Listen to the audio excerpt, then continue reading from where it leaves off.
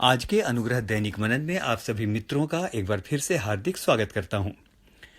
मित्रों, आज जिस पद को हमने लिया है मनन करने के लिए वो पाया जाता है इफिसियों 5 और उसके 15वें पद पर।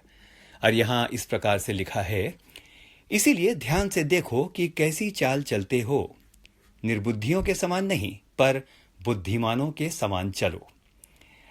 मित्रों, आज के हमारे मनन की जो थीम है या आज के हमारे मनन का जो विषय है वो विषय है सही चुनाव कीजिए। और आज के मनन में हम लूत के जीवन से थोड़ा सा अध्ययन करेंगे। लूत के बारे हम सब जानते हैं कि वो विश्वास के पिता अब्राहम का भतीजा था।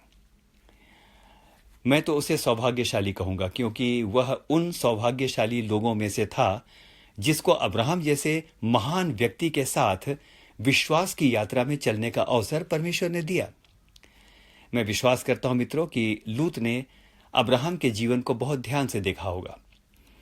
उत्पत्ति 12 और उसके 4 में हमें इस बात का वर्णन मिलता है कि जब अब्राहम चला तो उसके साथ साथ लूत भी चल पड़ा। हाँ मित्रों, मैं विश्वास करता हूं कि लूत ने अब्राहम के जीवन और विश्वास को बहुत ध्यान और बहुत करीब से देखा होगा। उसने देखा होगा कि किस प्रकार वो विश्वास की चाल चलता है। उसने देखा होगा कि मरुभूमि में भटकते हुए, संतान की प्रतिज्ञा पाने के बाद भी संतान के नहीं मिलते हुए भी किस प्रकार अब्राहम अपने विश्वास में दृढ़ रहा और शायद बहुत कुछ खोता हुआ वो लगातार मात्र विश्वास के कारण मरुस्थल में भटकता रहा।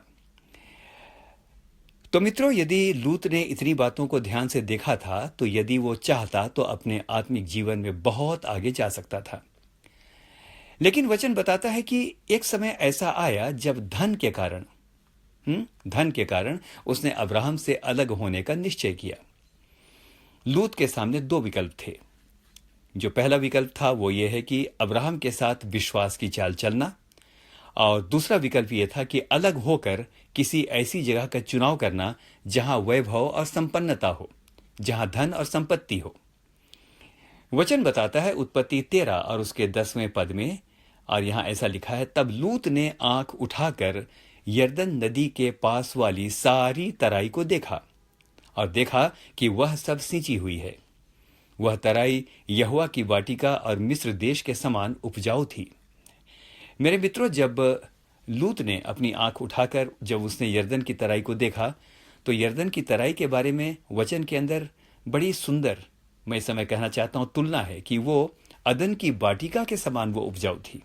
It was a wonderful place जिसको देख करके कोई भी आकर्षित हो सकता था। और मित्रों, आगे लिखा है कि और लूत ने सदोम और अमोरा में अपने तंबू खड़े किए। इंग्लिश के अंदर देखेंगे तो लिखा है, and he pitched his tent there. मित्रों, आज एक बहुत बड़ा प्रश्न मेरे और आपके सामने आता है कि हमारा तंबू कहां है, हम कहां पर अपना तंबू खड़ा करते हैं। ध्यान के साथ सुनिएगा। मैं इस समय लूत के लिए कहना चाहता हूं, काश उसने ये निर्णय लिया होता और अब्राहम से कहा होता, धन और सांसारिक उपलब्धि से बढ़कर अब्राहम, मैं तुम्हारे साथ विश्वास की दौड़ दौड़ना चाहता हूं। मैंने तुम्हारे आत्मिक जीवन को देखा है, मैंने तुम्हारी विश्वास की दौड़ को देखा है, और मैं चाहता हूं कि मैं आत्मिक रूप से लगातार तुम्हारे साथ ही चलता रहूं ताकि परमेश्वर की उपस्थिति मेरे जीवन में भी बनी रहे। ऐसा भी हो सकता था कि शायद वो जब अलग होने का फैसला हुआ तो लूत उसके पांव में गिर पड़ता और वो ये कहता, मुझे इस संगति से अलग ना कर। लेकिन मित्रों, वो चूक गया। उसने सदोम और अमोरा की तराई को चुना जो अदन की वाटिका के समान उपजाऊ थी। साथियों, यदि सांसारिक तौर पर देखा जाए तो लूत का चुनाव एकदम सही था। जी हां, एकदम सही था। सांसारिक रूप से ये लॉजिकल था क्योंकि जहां पर वैभव है, जहां संपन्नता है, वहां जाना ठीक है।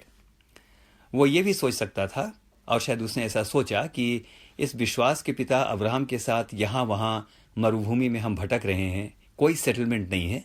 अच्छा है कि अब अपने जीवन के बारे में एक महत्वपूर्ण फैसला मैं करूं। एक बार चाहे परमेश्वर को छोड़ना पड़े, लेकिन मैं अपने आप को सदोम और अमोरा में ही रखना पसंद करूंगा। मित्रों, ये तो मनुष्य की बुद्धि है जिसके अनुसार ये एक सही निर्णय था, लेकिन परमेश्वर की दृष्टि में ये एक मूर्खता थी, क्योंकि हम जानते हैं कुछ ही समय बाद सदोम और अमोरा आग और गंधक से नाश कर दिया गया और लूत को अपना सब कुछ गंवा कर वहां से भागना पड़ा। एक बार मैंने इंग्लिश के अंदर पढ़ा था जहां पर लिखा है लॉट लॉस्ट अ लॉट। मेरे मित्रों, शायद उसे यह दिन नहीं देखना पड़ता यदि वो परमेश्वर के साथ चलता।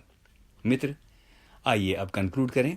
सब कुछ खोकर परमेश्वर के साथ और परमेश्वर के लोगों के साथ चलना भला है। आइए अपनी दृष्टि में बुद्धिमान ना बने, वरन संपूर्ण मन से यहोवा पर भरोसा रखें, तब वो हमारे लिए सीधा मार्ग निकालेगा। नीति वचन 3:5 में लिखा है, अपनी समझ का सहारा ना लेना, वरन संपूर्ण मन से यहोवा पर भरोसा रखना, और तब वह तुम्हारे लिए सीधा मार्ग निकालेगा। क्या चाहते हैं मित्रों कि हमारे मार्ग भी सीधे हों?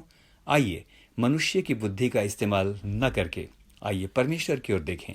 निश्चित रूप से वो हमें आशीष देगा। मैं आमीन कहता हूं, मेरे साथ आप भी कहें आमीन, और फिर से आमीन।